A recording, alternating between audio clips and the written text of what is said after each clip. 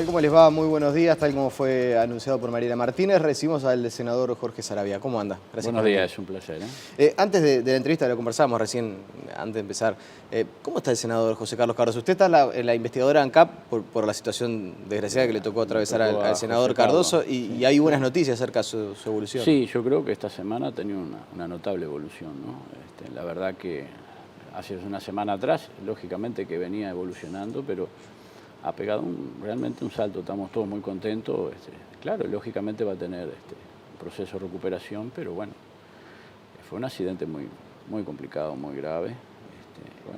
Ayer, por ejemplo, fue un compañero nuestro que trabaja, amigo de él además, que trabaja en el equipo nuestro de ANCAP, a verlo y notó un cambio realmente sustancial, así que estamos muy contentos. ¿Ya no está en CTI? No, va a una sala intermedia y bueno, ahí va seguro, ahí va en tratamiento que va a empezar el proceso de recuperación, ¿no? Bueno, ojalá sea la mejor de las recuperaciones. Si Dios quiere, va a evolucionar rápidamente, porque además un hombre joven y muy fuerte y con mucho ímpetu, tiene mucha energía para adelante, así que yo creo que va a ser una franca recuperación. Bueno, y yendo a lo político, ¿qué espera para la comparecencia esta tarde de Raúl Sendic allí en la investigadora? Bueno, Raúl Sendic es el principal responsable del proceso donde se generó el mayor deterioro de ANCAP, ¿no? Y de sus cuentas. O sea, ANCAP está quebrada, hay que decir la verdad. Es una empresa fundida. Y esta empresa fundida tiene responsables políticos. No solo el expresidente de ANCAP y vicepresidente de la República, sino parte de este directorio y quienes eran responsables del gobierno en aquel periodo, el señor expresidente de la República, José Mújica, y el ex vicepresidente de la República, hoy actual ministro de Economía. Porque esto no empieza ahora, ¿no? Nosotros, este tema acá empieza hace más de 3 años. Lo empecé yo en el Parlamento con pedidos de informe cuando empecé a ver la relación de las subsidiarias de ANCAP en los negocios que tenían las subsidiarias por fuera de ANCAP sin el control del Tribunal de Cuentas. Llámese planta de sulfurizadora, llame negocio de Portland y Cal, o sea, lo que es las subsidiarias de ANCAP en el Portland y Cal, el etanol, el tema de los negocios de las plantas de etanol. Y llevamos al ministro Kramerman a la Comisión de Industria, también a Sendic en aquel momento. Después hubo una interpelación, hay que recordar que en la Comisión Permanente el verano pasado, Paula Abdala y quien les habla, lo interpelamos al ministro Kramerman por justamente el déficit de ANCAP y los negocios de sus empresas. Por lo tanto, acá hay un proceso de investigación que lo comenzamos hace 3 años, sobre todo cuando empezó a pegar un salto notorio, 2013, el déficit y además la publicidad de ANCAP, ¿no? Que ese es otro elemento que está en juego, ¿no? Bueno, estuvo el expresidente de ANCAP y nosotros le preguntamos por el tema de la publicidad, ajustó la publicidad y hizo publicidad sobre la base de lo que compite ANCAP. Y no gastaba ¿El expresidente es Martínez? Martínez, no hoy actual intendente de Montevideo. No superaba 300, 400 mil dólares. En el últimos 2 años, el periodo de Sendic, andaban en casi los 11 millones de dólares de la publicidad. Entonces, acá hay una enorme cantidad de componentes. Bueno, y hoy viene el principal responsable de esa situación, de la pérdida patrimonial del CAP, de los negocios de Transfigura, la triangulación de petróleo, el tema de la publicidad, el tema de las plantas de etanol. No se olvide todo el proceso penal entre empresarios y el propio directorio de ANCAP, el propio Sendic, por difamación e injuria, las denuncias aquellas de sobrefacturación en la Comisión de Industria, los fletes de la cal, con empresarios que no tenían ni camiones y camiones brasileños que cargan la cal a 30 o 40% más del precio internacional de transporte de cal en ese sentido. ¿Usted está convencido entonces que hubo delitos? Mire, nosotros estamos convencidos, francamente, que ANCAP está fundida y quien la fundió tiene responsabilidades políticas, el directorio anterior, parte de este directorio que también participaron, y el gobierno. Eso hay una responsabilidad política. Y estamos convencidos de que sí, que hay irregularidades y que las vamos a analizar terminado, porque la comisión no termina el 18. La comisión termina el 18 las entrevistas. Después vamos a seguir recibiendo información el mes de enero. Tenemos que preparar los informes, cada partido hará sus informes, el partido de gobierno, los partidos de la oposición, y en el mes de febrero se presentarán a la comisión los informes y se dará el debate en el plenario. Y durante este proceso, todo lo que nosotros entendemos que pueden ser irregularidades, las vamos a copilar y las vamos a preparar para el pasaje a la justicia, ¿no? ¿Es lo mismo irregularidades que delitos? Bueno, las irregularidades tienen viso de delito, eso lo dirá la justicia. El proceso de la comisión investigadora... Sí, yo le estoy preguntando acerca de su percepción. Si usted entiende que hubo irregularidades... Si usted me pregunta mi percepción personal, yo creo que hay delitos. Y que estará en nosotros cuando el partido decida, porque tampoco nosotros somos legisladores del partido y el partido y nuestro sector, el sector de Luis Lacalle Pou, ha impulsado esta investigadora. Bueno, el partido decidirá cuando nosotros presentemos las pruebas, que las estamos trabajando con un equipo de abogados, si nosotros, el convencimiento que tenemos nosotros lo tiene el partido para presentar la denuncia a la justicia, ¿no? Y desde su convencimiento también y de lo que usted ha indagado, de la información que usted ha recibido, ¿cuál es la actividad que mayor sospecha le genera? ¿Dónde entiende que está el delito? Yo creo que acá, donde hay mayor sospecha para posibilidad de denuncia penal, está en la publicidad, los temas de los negocios de Portland, ANCAP, CAL, con Brasil, los negocios con Brasil, y después lo que puede hacer todos los negocios de construcción de las nuevas plantas, que hasta el día de hoy, yo que durante estos años me he venido tratando de entender cómo fue el negocio de adjudicación directa a Abengoa, una empresa que ya venía con problemas internacionales para quebrar y que además construía plantas a valores de 40 centavos por litro año. Acá construye una planta a valores de casi $2 y periféricos por 65 millones de dólares, cuando en los periféricos en el mundo entero uno ve la cotización internacional de la misma Abengoa y no superan 20, 30 millones de dólares. A ver, para que la gente entienda, ¿usted cree que la empresa Abengoa, a la cual se le realizó una adjudicación directa, corríjame si me equivoco? Sí, porque hubo un llamado a precio y se dijo que habían llamado 8 empresas. Después resulta que el proceso de la comisión investigadora, para algunos que dicen que la comisión investigadora no sirvió para nada, nosotros este proceso, por ejemplo, el caso de la adjudicación de las plantas de etanol, el caso de Paysandú, ¿no? O como los negocios de cal.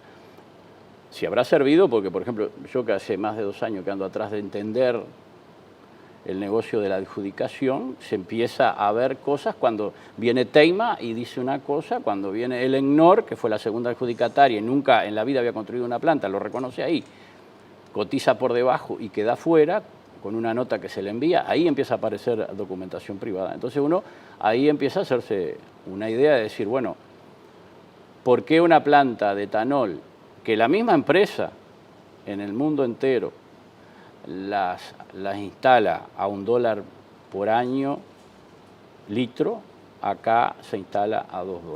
Y o sea, hubo un sobreprecio. Bueno, eso es lo que realmente hay que saber. En realidad no, y eso quizás la justicia tendrá que delinear ese tema, ¿no? Yo creo que ahí hay un tema que no quedó claro, nadie lo explica, ni lo ha explicado Sendik, ni me lo pudo explicar en la comisión del 2013 en Industria, cómo fue adjudicado, porque se dice en la comisión, por ejemplo, en la comisión de Industria del 2013 se dice que habían 8 empresas. Después en el proceso de la investigadora ahora aparece que habían 3 empresas, una que nunca se presentó, que se dice que se presentó, y otras 2 que se presentó la misma persona. Y después uno va sacando y va quedando 4 empresas. ¿Hay como un nuevo caballero de la derecha entonces? No sé, bueno, también lo de ANCAP está mezclado con el tema de los cheques sin fondo de Pluna, ¿no? O sea, ahora, es mucho más grande lo del ANCAP. Lo de ANCAP es el Lavallato uruguayo, en términos de comparación de población y tamaño de país, ¿no? Y bueno, es la realidad. Hay una empresa pública que la fundieron y hay responsables políticos. Cuando usted dice que Sendik es el mayor responsable y habla de uno de los delitos. Mayores, no se olvide que yo le dije que responsabilizo. Pero usted dice, no se olvide hoy vamos a recibir al mayor responsable, dijo. Y yo creo que el mayor responsable del proceso del directorio. Y le mencioné los otros directores. Coya no queda fuera, estaba en ese proceso. Germán Riet tampoco. O sea, cuando el presidente de la República dice hay que capitalizar 750 millones de dólares y después habla de que no le va a temblar la mano, si va a capitalizar, lógicamente que hay un reconocimiento que está fundida y que hay que capitalizarla. Y segundo, cuando no le dice que no va a temblar la mano, porque ahí hay responsables que venían del directorio presidido por Sendik, que tienen responsabilidad en este tema. Es muy claro eso. Y nosotros como partido vamos a citar una capitalización sin un cambio estructural en la línea de lo que puede hacer la empresa pública. ¿Eso puede ser un condicionante? Porque se dice que la posible capitalización necesita un marco normativo, es probable que vaya con una ley al Parlamento. Ley bueno, que, desde su visión, como partido, ¿con mayorías especiales o con mayoría simple? Bueno, ahí yo ahora no. Creo que no. ¿Que no? Creo que no se necesite mayorías especiales para una... Podría ser con mayoría pero simple. Sí, tiene razón, porque las empresas públicas tienen ley orgánica aparte y es muy probable que necesite mayorías especiales. Sí, por lo menos la información que yo manejo es que dentro de la oposición hay quienes sostienen que es con mayoría simple y hay quienes sostienen que sería con mayorías especiales. Sí, pero lo que pasa es que sobre todo los entes públicos tienen ley orgánica y en la mayoría de los capítulos de modificación en algunos temas, sobre todo en los de inversión y refinanciamiento de las empresas, ahí tiene que haber mayorías especiales. Pero no hay que olvidarse. Ahora, ¿ustedes están dispuestos a votar una capitalización de ANCAP? Pero ya fue capitalizada en 500 millones de dólares, ¿no? Este año. Nadie dice nada, porque el préstamo del Banco República que votamos todos, con la condición de que se le pagara a los productores, Venezuela le pagara a la gente, a los productores, a las empresas lácteas y a los de la producción de carne de pollo. Ahí hubo una capitalización porque ANCAP no tenía la plata para pagarle a PDVSA. Sale de un crédito que se aprobó en el Parlamento con los votos nuestros, ¿no? ¿Ustedes están dispuestos a votar esta capitalización en tanto y en cuanto se cumpla, por ejemplo, con la posibilidad de hacer cambios en la conducción? No es un tema si yo o Álvaro Delgado estamos dispuestos a votar. Nosotros entendemos, y eso lo va a resolver el partido y la bancada del partido, nosotros entendemos que capitalizar porque sí nomás, no, porque ya van 500 millones de dólares que se meten en el agujero negro ahora en la capitalización del crédito de PDVSA y vamos a superar un déficit de más de 200 millones de dólares. ¿Qué van a hacer con el tema del negocio del etanol? Van a seguir subsidiando en 70 millones de dólares las plantas de etanol. El caso, por ejemplo, de la planta de etanol, esta que mencionábamos, que quedan todas estas dudas. Hay un subsidio ahí, por diferencia de precio internacional, de 50 millones de dólares, para que eso subsista.